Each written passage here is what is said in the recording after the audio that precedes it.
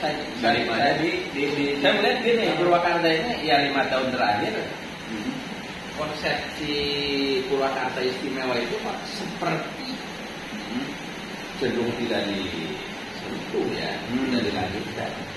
Kalau saya melihat dari sisi akademisi ya, dan saya kan bukan juga penduduk Purwakarta. Dari sisi dari kacamata luar. Ini soal leadership. Soal leadership, karena kemajuan suatu daerah kuncinya ada pada leadership. Nah, gagasan besar Purwakarta istimewa yang sudah digagas oleh Bupati terdahulu, saya tidak tahu Bupati terdahulu Purwakarta. Jadi hanya ya Pak Kang Deddy Mulyadi benar. Ini kan harus diteruskan oleh kepemimpinan berikutnya.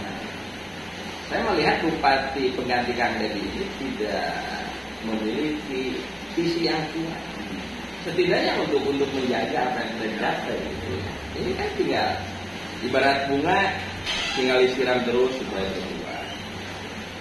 Saya yakin kalau kondisi seperti ini, apa yang sudah dibangun oleh Pemda Purwakarta di masa Kang Deddy 10 tahun itu akan diklaim. Sama 5 tahun lagi akan diklaim. Ini bahaya.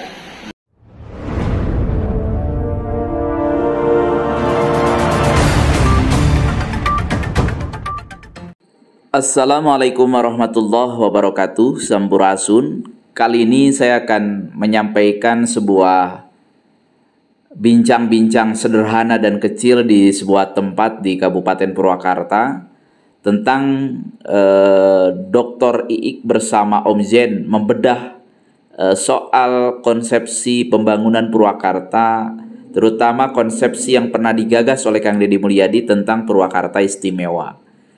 Nah, ini adalah buah pikiran dari Om Zen yang coba meneruskan gagasan Kang Deddy Mulyadi. Mungkin selama ini orang berpikir Kang Binjen itu nebeng tenar terhadap Kang Deddy Mulyadi.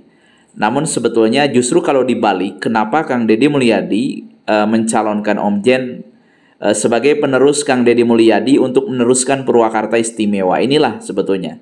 Om Zen ternyata dia kayak gagasan, cara berpikirnya sudah matang dan terstruktur. Kemudian Om Zen juga memiliki kemampuan leadership yang baik karena dia mampu memimpin berbagai banyak perusahaan, pernah memimpin berbagai organisasi kemasyarakatan, sehingga leadership itu kemudian pantas disandang oleh Om Zen. Kemudian gagasan-gagasan besar sebagai mantan aktivis, ia juga bisa melihat bagaimana perkembangan Purwakarta sejak reformasi 98. Kebetulan beliau pernah menjadi aktivis ya.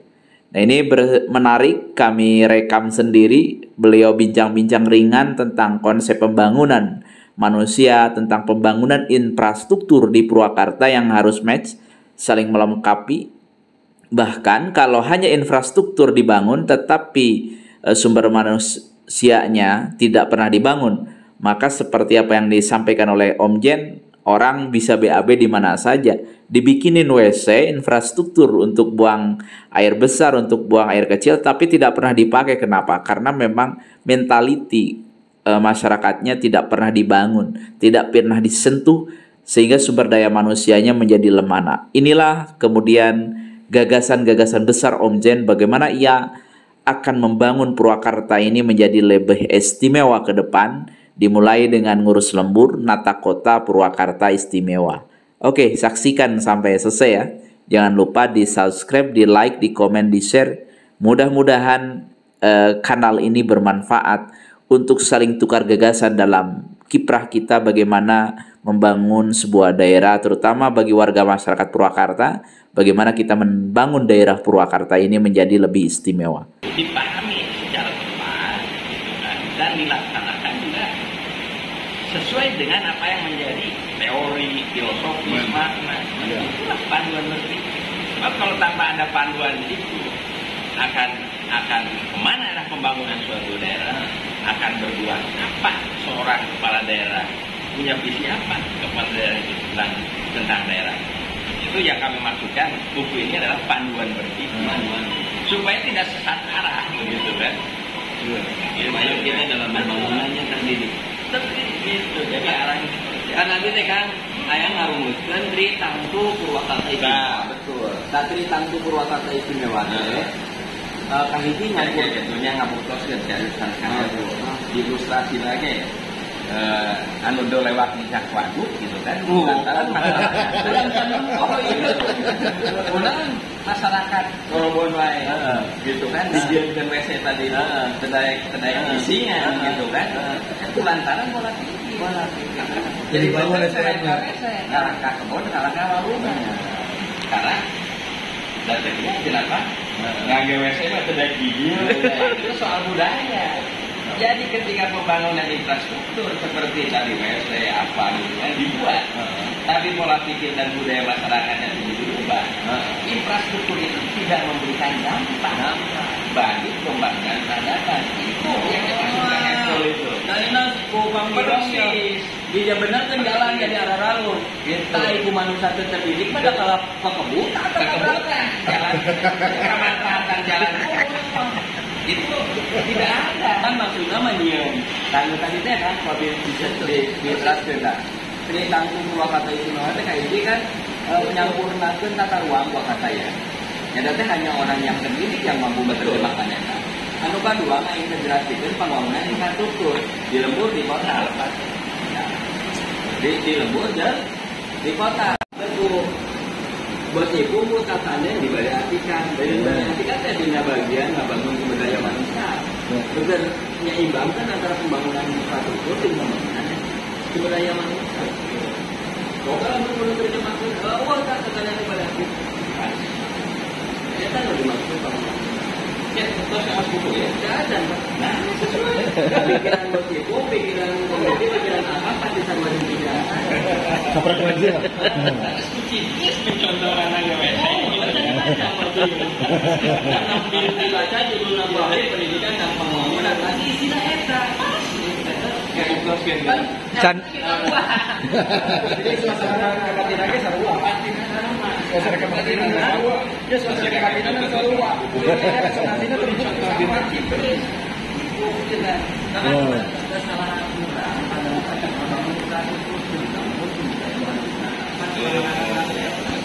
Can dibuka buku lagi.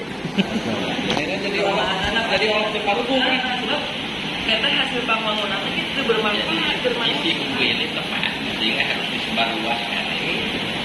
Betul. Kita buku tadi baca ke Om Jen ya kan? Oh nanti Tadi baca ke Om Jen tapi kalau inti sarina isinya itu lah pasti mau jauh. inti sarina eta isinya. Nah, iya pengarangnya Pak Iki. Saya belum baca bukunya. Saya sampaikan seperti itu, beliau bilang isi buku itu persis apa yang ada dibicarakan oleh Om Jen. Iya, tapi dia memang ada suasana kebatinan dia walaupun dalam kejauhan, saya selalu belajar dari batinnya Kang Batin. Dan saya belajar dari batinnya Kang Purwanto. Gitu. Bukan berarti saya lebih tahu, tapi saya selama ini belajar dari suasana kebatinan mereka. Jadi saya juga tadi agak heran gitu ya, kok pemikiran Kang Ipul ini persis seperti apa yang kami dan Pak Purwanto uraikan. Man buku lagi karena dia buka kok kameranya palastiknya. Jadi luar biasa itu memang. Jadi kalau untuk mengelaborasi lebih lanjut itu memang buku ini layak dibaca, layak.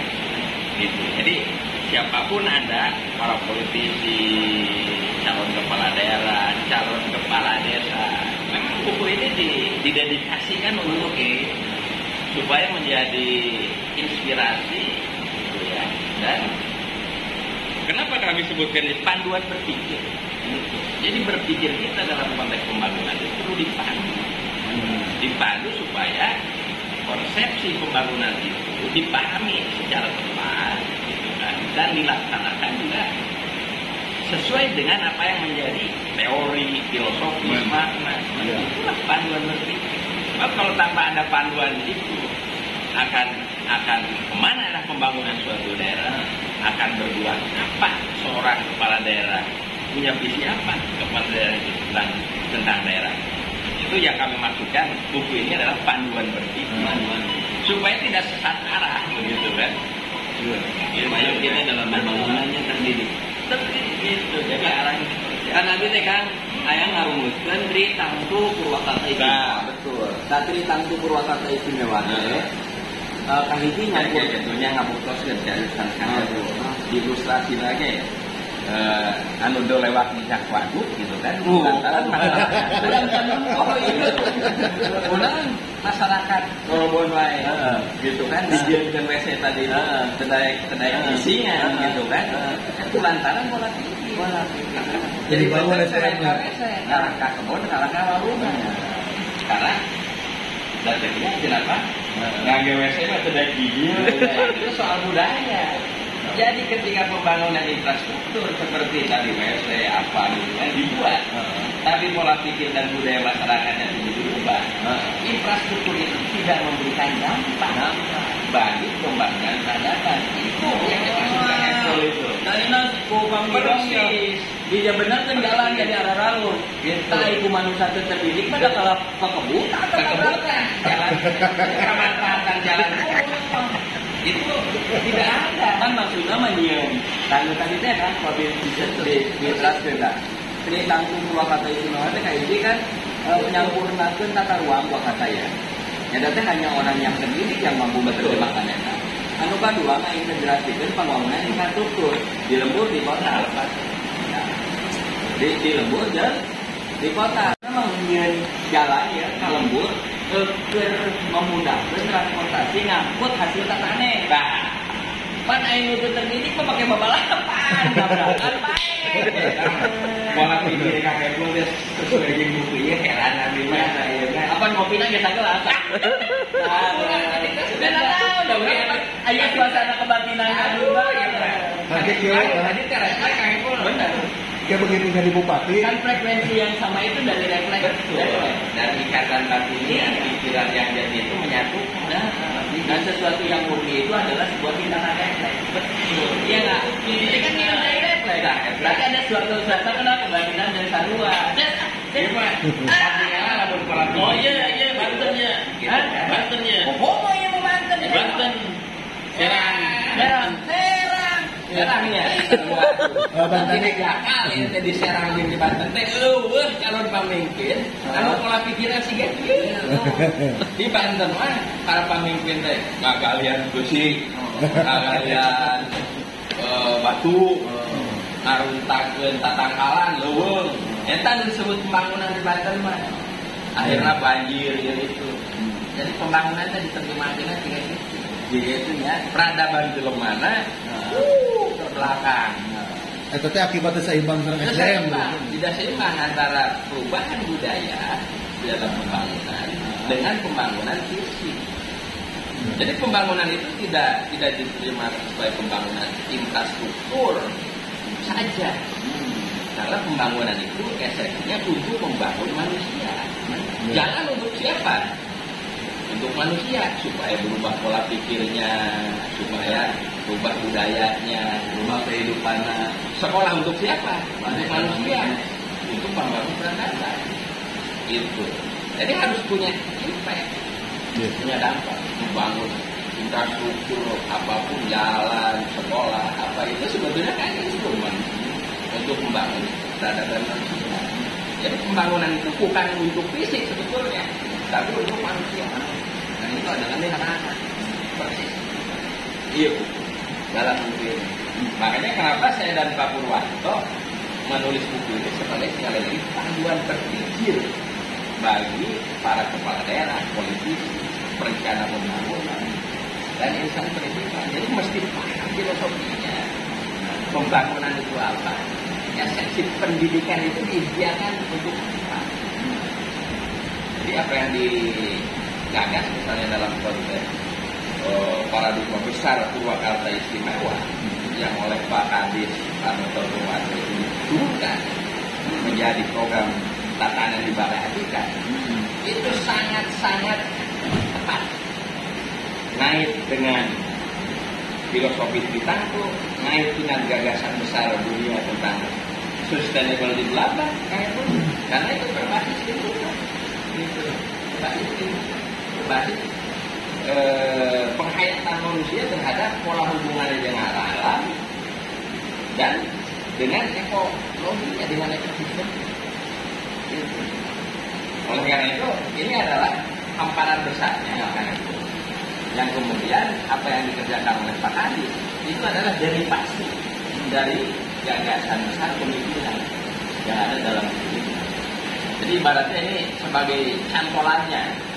Jadi apapun cantolan program tatanan limbangan Adi kan itu luar biasa. Jadi saya sebuah identitas, sebuah peradaban Bapak sangat mendukung dari siapapun kalau Kang Hairul itu punya visi besar dan cita-cita memimpin daerah ini ke arah yang semakin benar.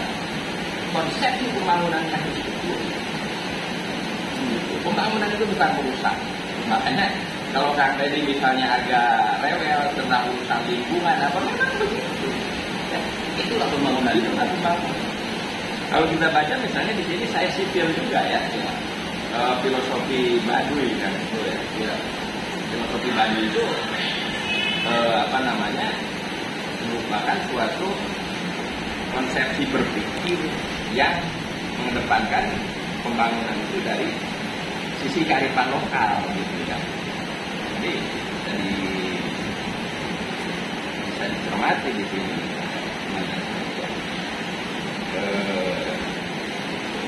Kalau menurut pengakuan itu kan pembangunan panjang ulah ditetet gitu ya, pondok ulah disambung, ternyata kan realitas penghargaan terhadap lingkungan. Adil kan adil. Iya. Nempatkan sesuatu itu di tempatnya. Betul. Jadi bukan merusak gitu. Sebab kan alam ini sebuah siklus keseimbangan. Jadi namun eta panjang, memang eta semestinya panjang. Gitu untuk membangun sebuah keseimbangan, namun ditetek jadi keseimbang gitu. Jadi tidak mesti semua dibangun seperti itu ya.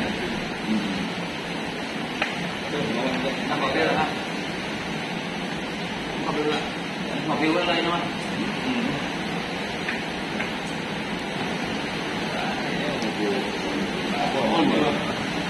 Di Purwakarta WC harus bagus. Itu kan hasil obrolan kita dengan Kang itu waktu itu dengan Pak Haji. Indikator kemajuan peradaban dari tinggali WC sekolah. Lamun WC kan baru kena 3 km. Wah, jauh kena peradaban tahun 2000. Tahun lalu langsung pengadaan WC saya Purwakarta Angus.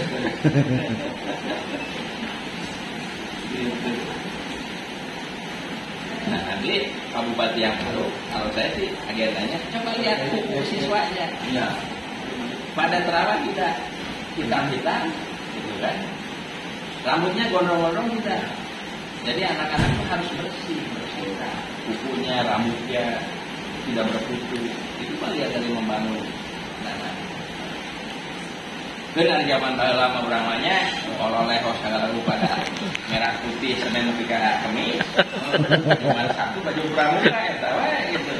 Apalagi kaos kaki pakai plastik, Lah, ngomong pakai kaos kaki tapi di plastik kan, sepatu di dingin, ban becek. Pakai kaos kaki bola, demi tadi, belum dikaretan, nggak peduli gitu. Aduh, tinggalin musik, nah nggak ada harta lama, gitu. jadi kuku baru datang bersih, buburu pastikan kuku muri-murinya bersih, rambutnya bersih, gitu, tidak berkutu, bersih diri dulu. Baru bersih lingkungan sekolah, kan diarahkan. Jadi perilaku itu kan perilaku itu efektif ya, bisa diterima nih teorinya kalau perilaku anak kebiasaan. Ayo mah di mana kita urus sudah kan? Kuku para ranjang, buk galondrong, kudu ngumpul, kan cuma diajarnya tuh mbak. Iya. Diparapin matematik, gitu. Di sini maca kalau tarik ngabur-bor, pakai itu, bukan pakai panjung deh. Di sini maca ini budi ini kakak budi, ini budi ini kakak budi, dapat tekan dengeng. Iya, tarik. Ada lebih ke ujung, menarik. Wah. Tapi Pak Harun mah pensiun mereka ya dong. Pak Harun guru budi itu pensiun. Pamadi guru. Bahwa kan Pak Harun guru budi.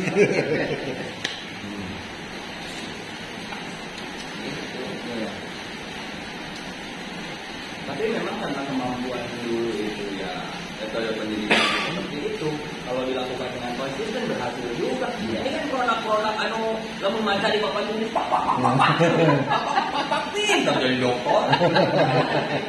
Gitu. Jadi wong kan produk eta isu bari isu upacara. Dan nepi ka dokter. Syarat nepi ka presidium. Kayak nilai-nilai perjuangan. Jadi sebenarnya tinggal proses penyempurnaan aja. Jadi sebenarnya kita apalagi untuk persoalan bagaimana membangun, memelihara alam ya, terus juga mengelola alam ada kita lebih ingat. Hanya gini Kak Kapol, ini saya daripada saya melihat gini Purwakarta ini ya 5 tahun terakhir konsepsi Purwakarta istimewa itu seperti cenderung tidak disentuh ya, tidak dilanjutkan. Kalau saya melihat dari sisi akademisi ya, dan saya kan bukan juga penduduk Purwakarta. Iya. Dari sisi dari kacamata luar, ini soal literasi. Soal literasi, karena kemajuan suatu daerah kuncinya ada pada literasi. Nah, gagasan besar Purwakarta istimewa yang sudah digagas oleh bupati terdahulu, saya tidak tahu bupati terdahulu Purwakarta. Jadi, hanya Pak Kang Deddy Mulyadi benar. Ini kan harus diteruskan oleh kepemimpinan berikutnya. Saya melihat bupati pengganti Kang Deddy ini tidak memiliki visi yang kuat. Setidaknya untuk menjaga apa yang sudah dicapai. Ini kan tinggal ibarat bunga, tinggal disiram terus supaya berbuah. Saya yakin kalau kondisi seperti ini, apa yang sudah dibangun oleh Pemda Purwakarta di masa Kang Deddy, itu akan diklaim sama 5 tahun kemudian jadi planning. Ini bahaya. Sebab apa? Kami pun sebagai warga Jawa Barat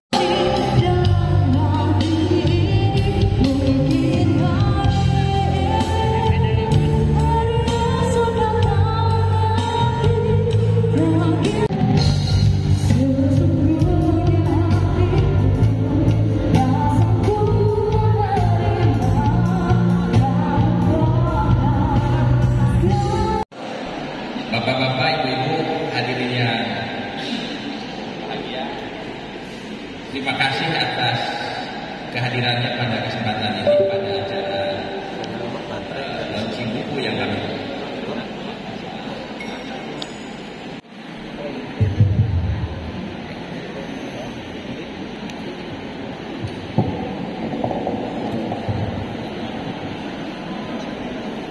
Jadi proses penulisan buku ini, bapak-bapak ibu, tidak juga dalam waktu yang singkat sebetulnya ya.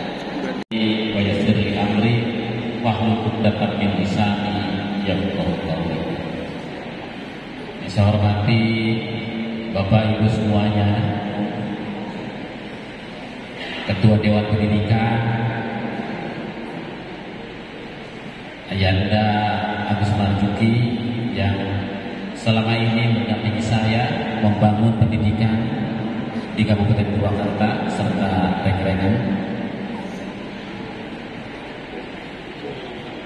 Kepala Dinas Pendidikan, Kepala Dinas Tenaga Kerja,